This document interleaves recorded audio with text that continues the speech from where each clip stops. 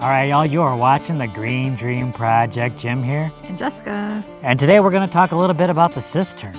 I just got finished redoing the valve box for the cistern, so we thought this would be a great opportunity to go into the cistern and talk about the things that maybe we would have done differently, some of the things that maybe we wouldn't have done at all. We built this cistern about 2 years ago, I think back in 2020. And we built it to hold the rainwater that we were collecting. We have a couple of poly tanks that we've been using for years to store our water. We built a large roof to collect rainwater from, and those poly tanks, they're not big enough to actually hold all the water that we can collect from that roof. It doesn't take a whole lot of rain to fill those poly tanks up. With just maybe a couple inches of rain, those poly tanks are full. Can hold maybe about 4,500 gallons of water, fills up like that. And we knew we're gonna need more water storage down the road. We live off-grid here in the Arizona desert. We rely on the sun for our power, and we rely on the rain for our water. You know, no wells, no city water for us out here. So we need as much storage and catchment as possible. We were about to build our house, so we decided why not get some practice and build an extremely large cistern. Actually, it was very good practice. Most of the cistern is built with earth bags, which is the same material that we're using to build our house. So that was good practice. But we ended up having to use some other materials and techniques to finish everything off. Of course, one of the more notable features is the gabion wall around the cistern, as well as the ferro cement roof. You can't even tell that the earth bags have anything to do with this. So now it's been sitting here for a couple of years. What perspectives are you bringing to it now? What would you have changed? I think one potential issue is the size of the cistern. And while I think there's some positive things about having such a large water storage container, there are some drawbacks too. And I'm wondering if it might have been better if we had just gone with multiple smaller cisterns rather than one large one. We still got to build more cisterns. That's the thing. Like, we're not done with water storage. But this thing ended up taking a lot more time to finish, containing all that water. It's a lot of pressure in holding almost 14,000 gallons of water. So it's a lot of engineering things to take into consideration. And if something goes wrong with it, that could be a huge source of water that we can no longer use. Building multiple smaller cisterns could make things cheaper, quicker, and then redundancy in the water system. So like if something goes wrong, then you have a backup.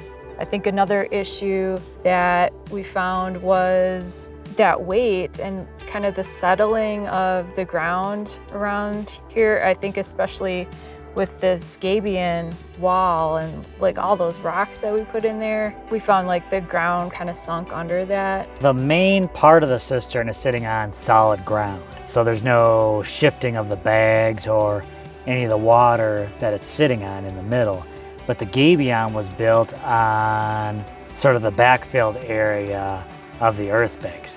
So with all the rain and just the sheer weight of the gabion through all these years, just caused a little bit of settling of all that dirt back there. You know, I even tamped it going around, but you could still see that they're still settling. I think if you're building with earth bags or gabions, make sure you're building on really solid ground that hasn't been dug up. That was one thing that I wanted to make sure of when we were building our house. The area that the bags were settling on was not the backfilled areas, but even wider than that. I don't know if water is an issue, like water flowing around that area when it rains or something. You know, really good point. Be careful where the water flows around your buildings, and you don't want it to mess up any kind of foundations or anything like that. So make sure water flows away from your builds rather than toward them or sinking into them.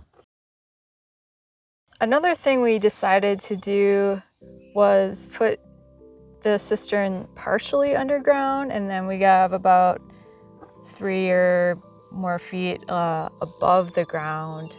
Again, there's probably some positives and negatives about that, but The main reason for us putting this whole rock wall all the way around it was to support the walls above the ground. So if this cistern ever fills up to the top and there's a lot of pressure on those walls above the ground, it won't blow out.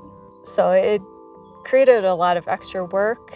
That's something that we could have avoided if we had put the whole thing below ground. That's something I had considered, maybe not having an above ground portion, but I just thought maybe it'd be easier for critters to get access to it. If you have something that's right at the ground level and like dirt and a lot of debris could get in there Much easily. easier. So you'd have to make sure that was all like sealed up really good. So yeah, definitely some positives and negatives there. But yeah, it did add a lot of extra work, a lot of extra sort of engineering thoughts behind it. To close this thing up and put a roof over it, we had a little problem with that as well. We decided to go with the ferro cement, which is basically a bunch of wire mesh, layers and layers of that, and then covered with some Portland cement. Yeah, it was a technique we had read about and we were interested in trying. You know, we tried to reduce our use of cement out here, but ferro cement does provide some interesting possibilities. It's supposed to be lighter than concrete, but provide a nice sturdy thing, but it's been tricky to work with, and we did it on this horizontal surface, which made it very difficult. Going back, I think I would have liked to have used a different method. Maybe I could have put a metal roof right over the top and maybe just ferro cement around the edges, something.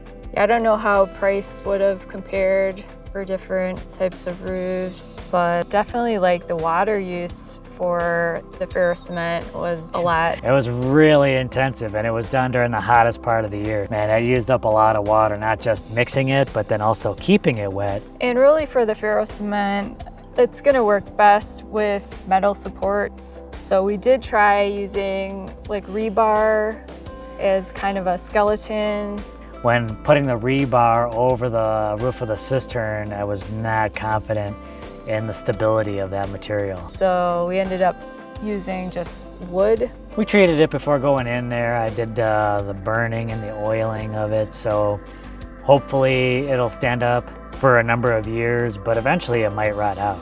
Now what I'm hoping though is that the ferro cement going over those boards will actually be self-supporting if those boards ever do rot out. That's just going off of things that I've read that other people have done where, you know, they put in temporary supports and then you can do like a whole roof supposedly with just the wire mesh and the cement, and then it's self-supporting.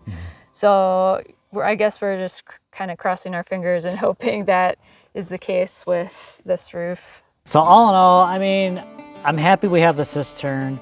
Eventually, hopefully we'll be getting water directly into the cistern instead of just the overflow from the poly tanks. So far it's working, and the water that is in there seems to be holding. I know a lot of people have asked about how much water is in the cistern. I'm not going to go into that yet. We'll actually go talk a little bit about that in the next video, so stay tuned for that. As well as I have a plan on kind of altering the pipes here. And so that should be interesting. I'm going to do a little upgrade on the whole system. You look back on all these projects you do, and there's probably always things that you're probably always going to look back on. Oh, I wish I had done it this way, or I wish I had done it that way.